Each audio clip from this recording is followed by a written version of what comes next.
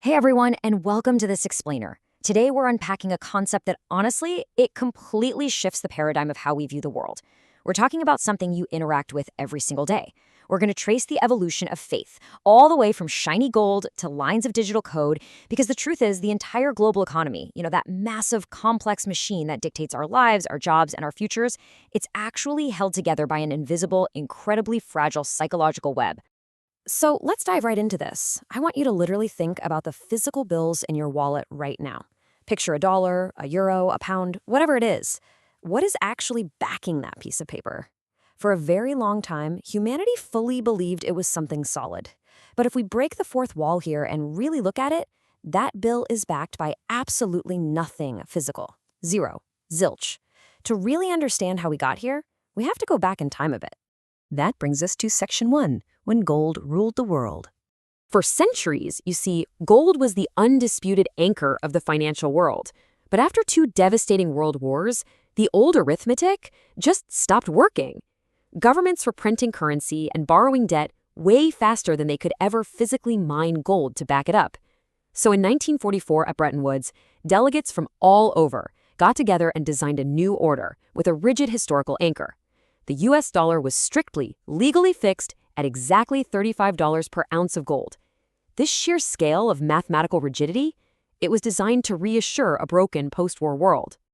Okay, so under this Bretton Woods system, the US dollar was pegged directly to gold, and then practically every other foreign currency was pegged right to the dollar.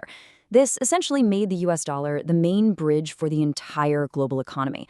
And because America came out of the war with a commanding share of the planet's gold, plus the strongest industrial base on Earth, this system fueled a massive, totally unprecedented stretch of growth.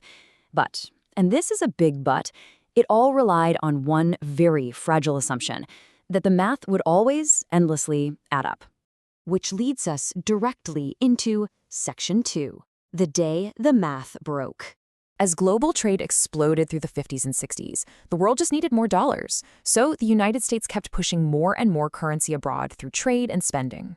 But here's the catch. Those dollars circulating outside the US began multiplying far faster than America's gold reserves could keep up with.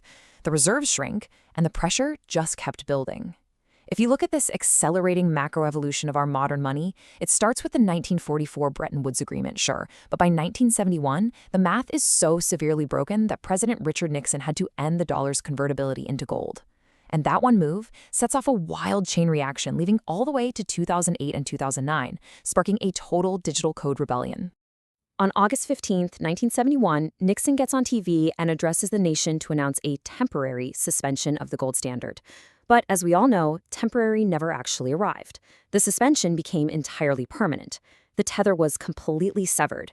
For the first time in modern history, the planet's dominant currency floated entirely free, untethered to anything physical whatsoever. Economists braced for absolute chaos, but it didn't come. Instead, we shifted right into an era driven by pure psychology. And that ushers in Section 3, the illusion of value. This moment marks the overarching paradigm shift in human history where money completely transitions from a physical metal commodity into, well, a collective illusion. We're talking about fiat money. Now, we all know fiat translates from Latin to let it be done.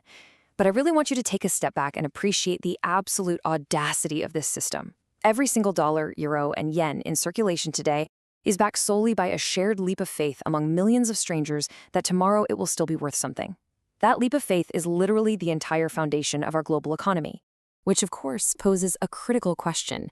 If a modern banknote cannot be redeemed for gold or silver or anything physical you can actually hold in your hand, why on earth does anyone still accept it? How does the completely unbacked currency still function so well in our daily lives? The answer is basically a sprawling web of mutual agreement. It's like a giant puzzle. Businesses price goods in it because they know employees will accept it as wages. Employees accept it because governments demand it for taxes. And governments trust it because banks hold deposits in it. It's a rapid chain reaction. If you pull any single thread out of this web, the entire system of trust starts to fray. We've seen it happen with runaway inflation in various countries around the world. The vessel for the money keeps changing shape, but that underlying leap of faith, it never does. Moving right along to Section 4, the next evolution. Let's fast forward a bit to 2008. For decades, the US dollar had completely dominated based on global trust. But in 2008, the traditional financial system began to severely fracture. Major banks were collapsing. Credit markets literally froze overnight. For millions of people, the massive institutions guarding our money suddenly looked incredibly fragile. So what is the natural consequence when people stop trusting those very institutions? If money is just mutual agreement, what happens when the agreement breaks? Well, this exact fear set the stage for the emergence of cryptocurrency as a direct response to the 2008 crisis. Right into that fear came the Code Rebellion. Trust in the global financial system was an absolute freefall, and right in the middle of it, an unknown entity named Satoshi Nakamoto publishes this 9-page white paper. It described an electronic cash system that didn't need a central bank at all. Instead, transactions would be verified across a distributed network of computers, what we now know as a blockchain. By January 2009, the first Bitcoin block was mined, famously bearing a news headline about bank bailouts right in its code. It was a quiet, direct verdict on the very system it was built to replace. Now, what's really interesting about this slide is that it represents a fundamental shift in our history.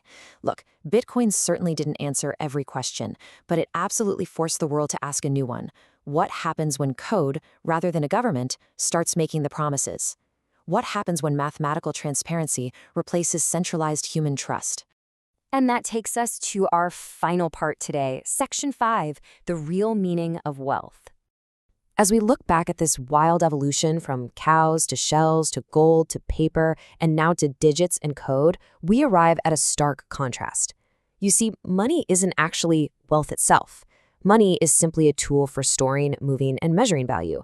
It's just a shared belief, a costume worn by a social contract. Real wealth, that's the actual human value. It's the products, the skills, the ideas, and the hard work that improves someone else's life. Money simply follows that value. It doesn't just create it out of thin air. I want you to really let this sink in.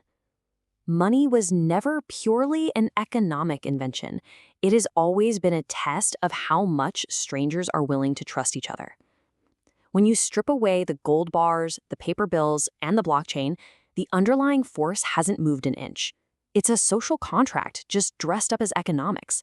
History tells us that not one single monetary system in 5,000 years has lasted forever. They all eventually get replaced by something nobody saw coming. The question isn't if money will change again. It always does. The real question is, will you recognize the next shift while it's happening, or only after it has completely rewritten the world around you?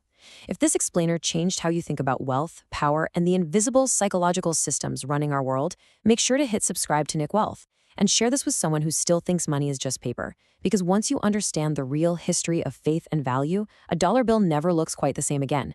Thanks for learning with me today, and as always, stay curious.